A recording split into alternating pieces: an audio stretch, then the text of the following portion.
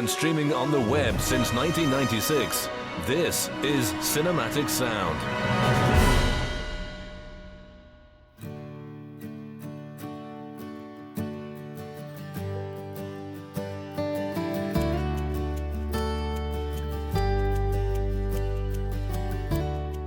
Hello everyone, I'm Jason Drury and welcome to another of the continuing series of film, TV and video game composer interviews on Cinematic Sound Radio.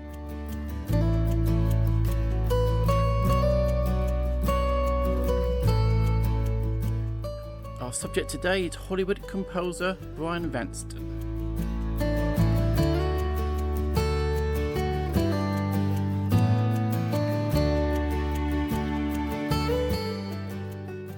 Working in Hollywood for over 17 years, Brian has composed scores for a wide range of films, including his intimate score for the dramatic love story Being Rose, starring Cybill and James Brolin, which hit US cinemas in January 2019, and the inspirational sports film Crooked Arrows in 2012, starring Brian Ralston and Gil Birmingham.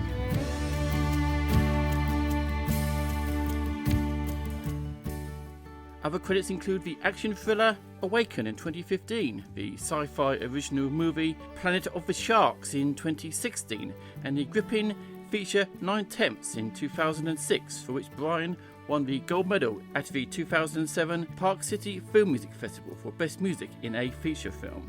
The composer also added additional orchestral underscore for the 20th Century Fox series Angel, as well as the 2003 stage musical Sino, the sensational gothic figure skating musical, which he served as an orchestrator and arranger, as well as composing the score. In 2013, Brian also scored the play Private Dancer for director Bob Digas for the New York stage.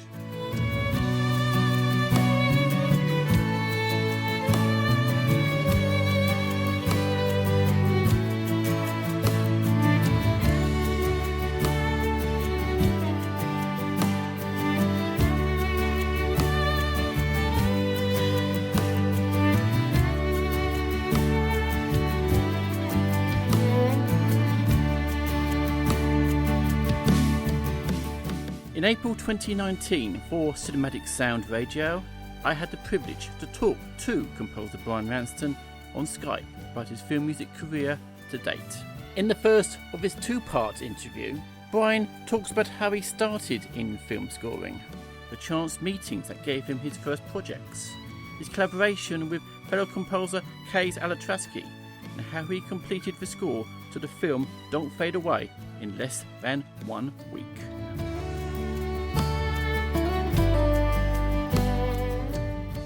And during both parts of the show, you will also be hearing plenty of Brian's wonderful music, which is making him one of the most talked about composers in Hollywood today. Brian Ralston, how did your interest in music start? Well, it started at a very young age. I was in first grade when my mom forced me to take piano lessons, and she woke me up every morning, made me practice the piano. And it was about sixth grade when I was going into middle school that they had music programs at school. My mom wanted me to be a part of that, and so there's not much room for a piano player in a middle school band. And so I had to pick a band instrument or orchestra or something else. And I ultimately chose trumpet, and trumpet became my main instrument. And so throughout middle school, I had private lessons as a trumpet player and could already read music from my piano days. So music and reading music I understood at that point. It was just the technique of the trumpet I had to learn. And then that became my main instrument throughout middle school and high school and ultimately college was trumpet. And I got pretty good at it. So in high school, my high school marching band toured throughout Australia. It was a pretty big marching band program, actually. I played in a few young musician orchestras in the Pasadena area here in Los Angeles that went on some European trips. We played on European radio and the Vienna Music Festival. And then I played in an all-national honor band. I was their first-year trumpet player. And we also did a bunch of tours throughout Europe for a couple summers. So really, by the time I got to college, I had done a lot of trumpet, a lot of traveling, playing with trumpet.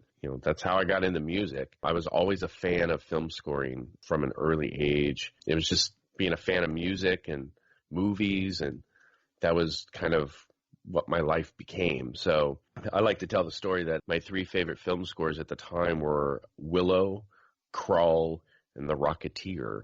I liked the music, but I didn't really even notice who scored those films. And in one day, I collected the soundtracks of those, and they all said James Horner. And I just said, I must love James Horner, and I had to have everything James Horner. And so throughout the rest of high school and especially into college, I became a James Horner fan where I had to collect everything that he did on audio recording, even bootleg audio recordings, and things like the Captain EO ride at Disneyland that was never commercially released, but somehow there was a bootleg of it on eBay. And I just started collecting soundtracks, and I became a huge fan of soundtracks. I would rescore scenes in movies on my own, a VHS player and an old Roland keyboard. And that was just kind of how I started getting into music and film scoring and all that stuff. You started training as a doctor before turning to music as a career. When did you decide to make the change in career paths? Well, I actually have a degree in biochemistry. So I thought I wanted to be a doctor. At the time, a pediatrician would have been what I would have picked. I love the science of it. I love helping people. I worked on a breast cancer research study for my senior thesis in college. I worked for a neurologist for many years. I was a nationally certified EMT, emergency medical technician here in the States. And all this was in attempt to bulk up my resume to go to med school. I took the MCAT test. I was interviewing for medical schools, and I just decided, I had that epiphany that music was what my passion was. I mean, I really loved helping people, but I didn't want to be a 50, 60-year-old in the future looking back on my life with regrets. What if I had only pursued music? And ultimately, that's really what it was. And so after my biochemistry degree in college, I went back into music formally. So I had always been playing it. I was always in groups performing it. I had all the experience I needed except the actual degree of music because I was doing that biochemistry thing. But eventually music won out. Also coming to the realization that most people in Hollywood or the entertainment industry in general doesn't just magically pop out movies or music or whatever. It's just regular people doing this job, and they just decide to do it. They just decide to pursue it. And once I came to that realization that these people are just like us, they have faults, they get up every day, they have their morning tea, they do everything pretty much the same. They just happen to choose this is what they wanted to make their career. Once I realized that that was possible, then I decided I wanted to pursue this and see what happens. Why did you turn to film scoring? Just being a film music fan. It's awfully hard to get your music performed and listened to anyway, right? And the concert music composers in general, and I still write stuff for the concert stage. I particularly like wind band. I think wind band is a very interesting medium to not have strings, and there's a lot of unique colors you can do with the wind band ensemble. You spend a lot of time and a lot of efforts writing a piece, and you get a wind band, let's say, or an orchestra to perform it, and you move a couple hundred people in an audience somewhere in a concert hall, and that's it. And when you do something for film or TV or media, you get to have your music heard and listened to, and you get to move millions of people around the world, really. And so especially as our world becomes much smaller with, media being so easily accessible on the internet and streaming and everything. So to me, storytelling was also interesting. Telling the story of the movie basically through music is an approach that I use in approaching film scores. So all of that was just much more interesting to me than writing a piece that a handful of people in a concert hall would experience. And then I'd have to work really hard trying to get that performed again. How did you get your first film score assignment? It was a film outside of USC called 9/10. This is a business of relationships. And that was always told to me, and you don't really understand it until you get into it. And then you realize that one job leads to the next. One relationship usually leads to another. It's a crazy story that I have a cousin that lived in Texas who had a neighbor who they went to church with. And the neighbor's name was Muriel McGuire, if I remember correctly. My cousin said, I have a cousin out there in Los Angeles who is pursuing, just graduated from USC's film scoring program, and is pursuing scoring movies, and Muriel said, "Oh, my daughter's out there in Los Angeles and doing movies as well. Oh, we should get them to talk." Okay. So flash forward a few weeks, and I get a random call on the phone from Muriel McGuire, the older mother of Michelle McGuire, and Muriel said, "Would you be willing to speak with my daughter about her film project?" And I said, "Absolutely, sure." I mean, she told me the connection of my cousin, and I was very grateful. So another week went by. I got a call from actually Michelle McGuire, and I could tell that Michelle was kind of doing her mom a favor. You know, her mom said, "You got to call this guy." And okay, so she probably got on the phone and said, "Okay, yes, Mom, I will call Brian." So she talked to me on the phone. She was very nice. She said she was working on a project. I didn't know any details of the project. She didn't even tell me the name of it, so I couldn't even look it up. But I was just so floored to get a call from somebody. I was fresh out of school. She had me send in a demo reel. I did that, and that was it. 3 months later, I still hadn't heard from them, and I figured that opportunity was not going to happen, and that was normal. A lot of opportunities just never happen or fall through.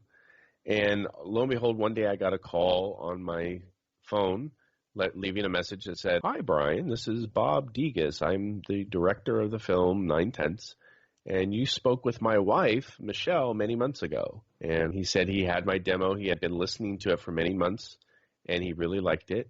And he wanted to know if I was still interested in scoring their film. And I said, absolutely. I met with him. He invited me to a little screening at Panavision at the time and showed me the film, and I loved it. And I wasn't the only composer he was talking to. There were a couple other composers he was still doing his due diligence, but ultimately we hit it off, and he hired me. So now I'm learning the name of the film. I'm learning people involved. Bob was the producer of Pleasantville. Bob worked as the executive at New Line Cinema. Bob was mostly a producer, and this was his first film that he was directing. And the last composer he had worked with before this project was Randy Newman. And so, lo and behold, if you really look back on those series of events, you could never predict that. You could never predict that the old, nice woman, Muriel McGuire, lived across the street from my cousin in Texas, convinced her daughter to call me in Los Angeles, who happened to be married to Bob Degas, who was the director of this film. And I think it's just an example of how this is a business of relationships, and things come out from nowhere that you just don't see, and you have to follow those opportunities, and then things happen. I can trace almost every project I've done since back to that film, or a relationship I got from that film, or someone I was introduced to as a result of scoring that film, and it goes from there.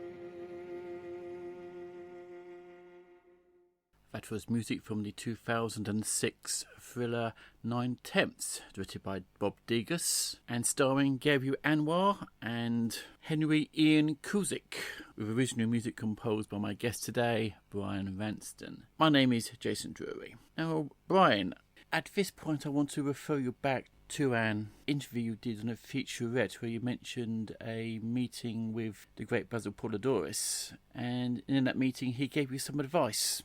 In fact, you should be creating relationships with the directors of tomorrow rather than the directors of today.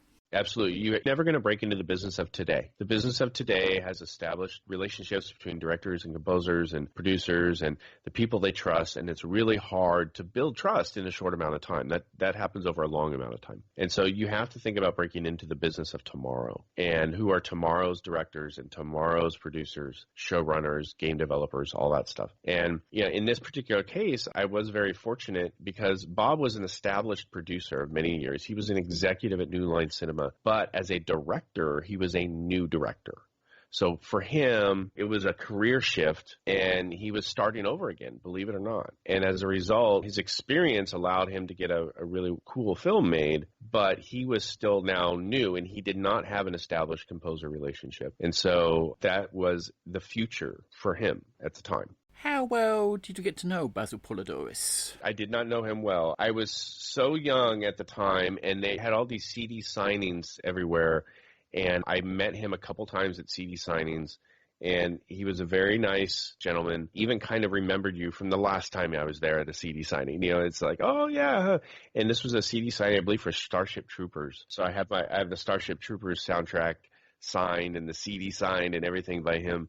I think I even had the poster at the time, and he signed that. And it's in talking with him at those events. And this was before I went to USC as well. So it was kind of leading up to, I decided to make this change, but I hadn't yet really started working in the industry. And I asked him for advice, and that was the thing he told me, and it just stuck with me. So I really wish I was a little further in my career at the time. Instead of wasting those 5 years on biochemistry, maybe I would have gotten the opportunity to actually work with him or something. But unfortunately, my interactions with him were much more superficial. But again, the advice that he gave this young composer with hands out asking, do you have any advice for me, was immeasurable. And it stuck with me ever since. Now let's talk about another of your early scores, the 2010 drama Don't Fade Away. Tell us about working on that project. That score, believe it or not, was written in 4 days. So again, this is a relationship story in Los Angeles. I was sitting around, and in between projects, I didn't have anything on my plate at the time. And I have a sound designer friend from the same university I went to who's out here doing sound design and mix engineering. And she was on this film called Don't Fade Away. And the composer on the film, there was either a misunderstanding or something, but had written a bunch of songs for the film and did not have score. And they were expecting score, but there was just confusion. They got to the end and they were mixing things, and everybody's like, where's the score? And it was suggested to them, well, take the songs and delete the vocal tracks and just use the instrumentals for the song and music edit them in. And my friend Lisa's like, that's not a score. We need something composed. Something that felt like it was somewhat working in the edit bay on the small TV monitors. When they got it into the big room mixing on the dub stage, it just felt emotionless and empty. It needed something. It wasn't apparent when they were on headphones in the edit bay. And Lisa gave me a call on a Friday evening about 5 p.m. and said, can you come down to Santa Monica right now? I need you here right now. And I'm like, okay. And luckily I was at my girlfriend's place in Santa Monica at the time, who is now my wife, Heather. And we were going to go out to dinner, and we changed plans, and I said, go do it. That's fine. So I went down and I met Lisa wherever she told me to go. And she told me the story that I just told you about them needing the score. But the problem was they were already in the middle of their dub, and the dub had one more week to go. So this is Friday, and the following Friday, they had to be done. And the reason is not only did they have a delivery requirement for their distributor, but the dub stage was going to be taken up by another project. So there was no time to push this down the calendar. And she wanted to know if I could come in and help them with their score needs in less than a week. And I didn't know what it was I could do, but I agreed to meet with them and see what was possible. The director was Luke Kasdan, who was Lawrence Kasdan's nephew. So there's a film family there that, again, relationships are important, and I felt this was a good opportunity to do it. The film had Ryan Quanten in it and Misha Barton and Beau Bridges. So, we're not talking about an independent film that has nobody in it. We're talking about a smaller independent film that had some people in it. And to amass those people and put them in a film, there's some connections there. And I said, okay. So I met with the director and the producer, and they told me what they were looking for. They seemed to think that we only need about 10 minutes of score. And we sat down and I watched the film on that Friday night late and spotted the film, really, what it would need. We were there till about 3 or 4 in the morning, and it needed much more than 10 minutes. So I went home on Saturday. I took the film with me, and I started putting it in my system and doing all the technical things I need to do to break out where cues are going to go, and just started writing. I hadn't signed a contract. I hadn't done anything because there was no time to do that and go back and forth. If I was going to finish this, I needed to work on it and finish it. So all day Saturday, Sunday, I worked on this. Sunday evening, I was pretty much done with cues. Now, I was not writing orchestral cues. So if that's what this needed, there was no way to get this done. Most of the cues were very soundscapey and very atmospheric, and I decided to base the score around piano and a little bit of guitar and something that I could simply produce on a small budget in my own studio, and that was the approach that they wanted, and that's the approach we took. Monday, I had the director come back and preview what I did. He really liked what I did. There were some changes that he wanted me to make, and I made those changes Monday night. Tuesday, I had a live guitar player come in, and we replaced my MIDI guitar with live guitar on Tuesday. And the director came back Tuesday night to re-listen to everything with the live guitar, and he really liked it. There was one cue at the end of the movie that was orchestral and very different than anything else. And they had a spot in the movie that had 3 songs in it, and it felt really disjunct to me. It didn't have the cohesion that I felt it needed at the end, and there was a big reveal in the film that to me was important. And so I actually scored a cue that was very different than the rest of the film to enhance this reveal section. I don't want to give it away if people get the opportunity to see it, so I'm being a little cryptic. I scored it very orchestrally, and it was all done with samples because there was just no time for a live orchestra. But I played it for the director, and I said, now this is going to be completely different than what you've seen before, than what is in the film now, and that's okay if you don't like it, but I really feel like this works for these reasons. And played it for him, and he absolutely loved it. And they took out the 3 songs that were in that spot, kind of like a little montage, and used my cue instead at the end. And that was not something he was asking me to do. That was me testing the waters and seeing if I could kind of expand his thoughts on his own score a little bit. And that's the cue called Transcend, which is pretty much the last cue in the film. And he approved it Tuesday, and then Wednesday I did all the outputs, and they were still mixing the film. They were on the dub stage every day mixing, and they would go around the score cues because they weren't delivered yet. Wednesday I drove the hard drive to Santa Monica and delivered, and then Thursday they went back to where all the score cues were, and they dropped the score cues in, and they remixed those scenes with the score cues all day Thursday into the wee hours of the morning. And Friday they had their final layback for their distributor and everybody else in the Dolby Digital and the surround sound and DTS and all that stuff they were doing. And by Friday evening it was done. So that's the quickest turnaround I've ever done, and I pretty much did not sleep for those 4 days. And that's not an exaggeration. I don't know how I did it.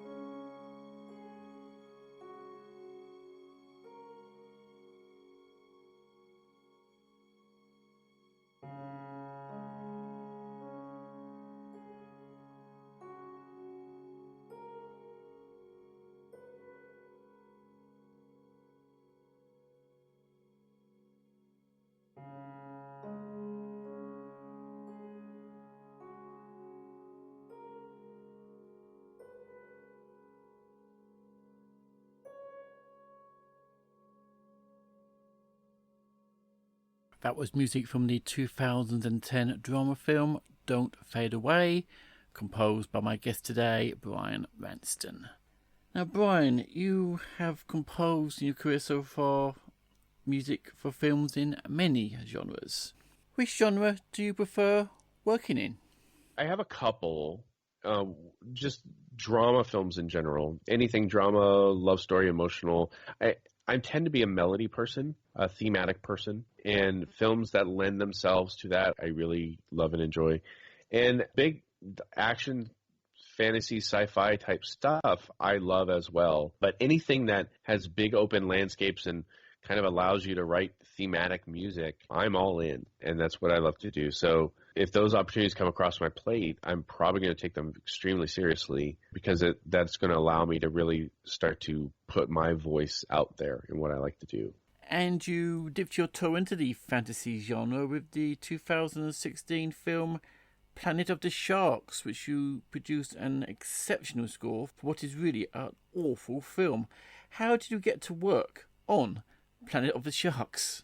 You know, that was a director, Mark Atkins, who I had worked with before. We had done a Sci-Fi Channel mockbusters, that they tend to call them, called Battle of Los Angeles. And a composer friend of mine, Kay Zalatrakshy, had a relationship with Mark Atkins and said, you know, we have this mockbuster, Battle of Los Angeles. There's not a lot of money, and I don't really know if I have the time to get through it all, but I think if we tag team and score this together, we can get through it. I said, yes.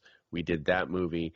And that relationship went so well and so smooth that we've now done 3 films together with Mark, and he comes back to us and pretty much lets us write what we want to write. We have a little spotting meeting, and he goes away, and he trusts us to do what we're doing. So there was another film we did called AWAKEN, and then this Planet of the Sharks was directed by Mark Atkins as well. And so it was a Sci-Fi Channel movie for their Shark Week promotion that they do. And this was a crappy B movie, but compared to crappy B movies, it's one of the better crappy B movies. But the problem with it is that it does take itself a little too seriously, and you're like, you know, the premise is pretty good. It's just the special effects are really crappy, and the acting's, you know. But it was a fun opportunity. One, I think I did it really for 2 reasons. The primary reason is I wanted the opportunity to do a score like that, and I hadn't had a film come across on my plate that would allow me to do something in that genre. Some big orchestral, apocalyptic, add electronics in there. And to me, that was an interesting opportunity. And when you know already you have a Sci-Fi Channel movie that's going to go to air, and it's part of Shark Week, and it's going to play every year, because they play those when Shark Week comes next year for their new movies, they play the old movies over and over again too. So even though the money up front was not going to be very much, you know, over the life of this movie, it's going to add to your catalog. It's going to generate some money. So the amount of money you make over time might start to be worth it after 10 years. So there were a couple of reasons to want to do that movie. And of course, the relationship with Mark, you know, if Mark comes asking, we like Mark a lot, and because he allows us to really write what we want to write, it is a joy working with him because he trusts us. So that really came about because of my previous relationship and working with him on Battle of Los Angeles, which was the Sci-Fi Channel version of that whole story. And then AWAKEN.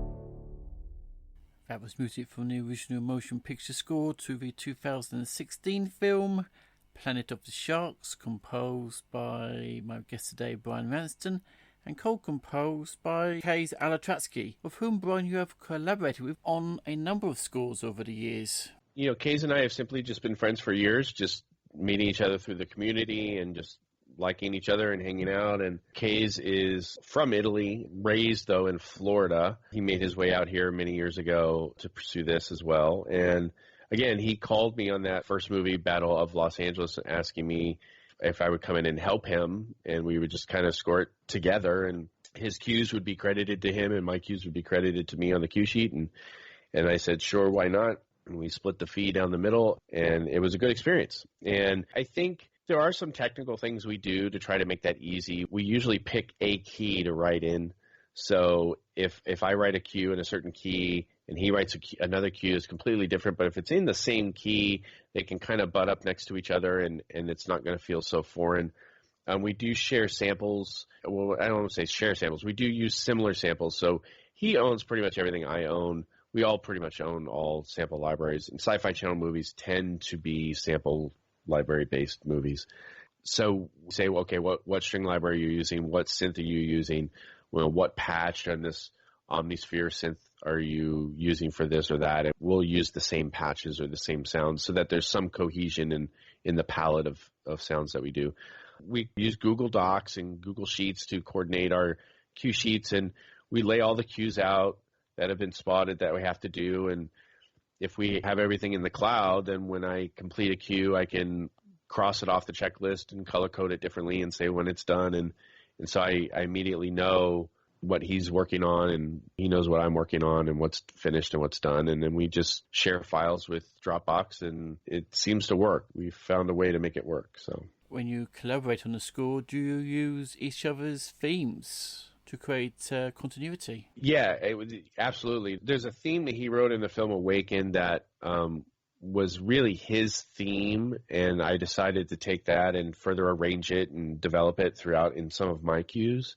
And there are, in Planet of the Sharks, it was pretty much the opposite. That's a film that I kind of took the lead on. He was working on another project, so most all of Planet of the Shark is mine. But I decided I really wanted to stamp the shark with a sound and with a theme. You know, I used the slapperoo instrument, which is a unique instrument. If you go on YouTube and look up slapperoo or slapstick, you'll find this instrument that I used. That gave kind of the shark a sound. I ran it through some guitar processing and created a distorted metallic-y sound with it. And he did not have a slapperoo, so if there's a slapperoo in the score, you know, it was a cue that I was doing. But definitely, he took some of my themes in Planet of the Sharks and integrated them into his cues. But we have yet to do a cue together. We kind of if it's my cue, it's 100% my cue. It might be influenced by something he does, but we have yet to really co-score a cue. I think that's why it's been easy thus far, is we haven't gotten into that complicated who's doing what so on a cue. So tell us about your work on the 2012 film Crooked Arrows, which was highly praised by film critics at the time. Well, first of all, I got introduced to its producer, J. Todd Harris, through a casting director friend of mine who went to high school with him or something. It's so that's another relationship story there. It was a film that I felt I could really resonate with in terms of, you know, the underdog sports movie. It was very much like Rudy, very much like the Mighty Ducks, you know, but this was a game of lacrosse. So I had an idea, without reading the script, without seeing any footage, I had an idea of what the theme could be. Lacrosse is a Native American sport, and this movie was going a little bit back into the history of where that sport came from and then telling a modern-day story about the sport. So I wrote a theme, and I wrote a little suite of music that was just out of my own imagination of what that would be like. And I got it to the producer, and he got it to their music supervisor, and they loved it. And they got it to the director, Steve Rash, and he loved it. And, you know, that is the main theme of the movie. Something that I wrote, not reading a script, not looking at the movie or anything, that main theme is the theme that stuck in that movie. It was an amazing experience. I mean, Steve Rash had done Buddy Holly story back in the late 70s and a couple of the American Pie movies, and They were really fun movies, but he did not really have an established composer relationship later in his career. I mean, he hasn't done a whole lot recently, but it was definitely somebody that I wanted to work with. And the more I got to know Steve, I learned that Steve himself was a euphonium player. Steve played in a brass instrument in college. So he was actually the kind of director that could look at my score and understand what I wrote. I mean, he really appreciated the music of it because he was a musician himself. So working on that project, he really understood how to work with the composer and how to give us a little bit of space and a little bit of opportunity to kind of explore things and work on things. And then he would make suggestions to kind of reel it back in. He liked to simplify a lot. I don't think we originally intended to have live orchestra on that film. And if I recall, the budget really didn't support that. And I made the argument. I said, look, you've got a film here that is a underdog sports movie. One of the co-production companies was Sports Studio in Los Angeles. If there's a movie about sports, Sports Studio is probably a co-production company of it. They are hired not only to provide the coaching and make the unique uniforms and handle all the aspects of the sport to promote sports in movies, but they also come to the plate with money and are co-producers. So films like Rudy and the Mighty Ducks and Miracle and all these other things were co-productions of Sports Studio. And there was not one film on Sports Studio's past that had a MIDI synthesized score. I mean, we're talking, Jerry Goldsmith's Rudy and Mark Isham's Miracle and all these amazing films that they had involvement in. And I said, look, we have the opportunity here to really do something special, and I think we can do it for not that much money because it was a lower budget film. It was under $10 million, and we could do it on a union contract that was a little bit cheaper because the film contract, the film budget was not that expensive. And they actually came to the plate and found more money and found the money for our orchestra. We recorded that in Los Angeles on union contract in Los Angeles. And when I got up there on the stage on the day we recorded the score and began to explain to the musicians what this film was about, and, lacrosse movie, and I said, it's kind of like Rudy meets the Mighty Ducks, but for lacrosse. All of my brass players said, oh, well, we were all on Rudy. We got this. Okay, this is good. So, I mean, we had the same brass section that Jerry had on Rudy. I mean, it's pretty amazing. And so, yeah, it was a lot of great fun.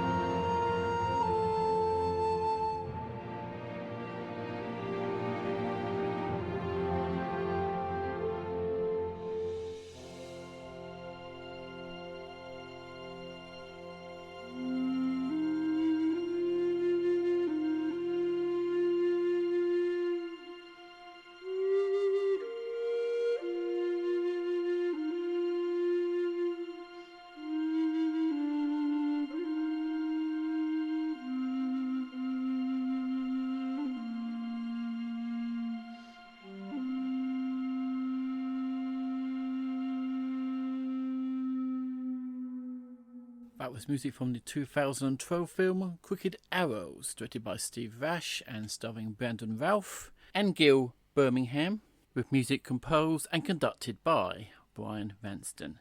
And at this point, we have now come to the end of part 1 of my interview with Brian Ralston. I do hope you've enjoyed what you've heard so far. Join us again soon for part 2 of my interview. Until then, from me, Jason Drury, is take care and happy listening. Thank you for listening to Cinematic Sound Radio. If you have any questions, comments, or concerns, please email us at cinematicsound@yahoo.com. Don't forget to check us out at cinematicsound.net on the web, CinSound Radio on Twitter, and Cinematic Sound on Facebook. And if you listen to us on Apple Podcasts, please take a moment right now to rate and review the show. It really helps get the show noticed. And don't forget to tell all your friends about the program as well. We really appreciate the support. And please check out our affiliate at Movie Scores and More Radio at moviescoreradio.com.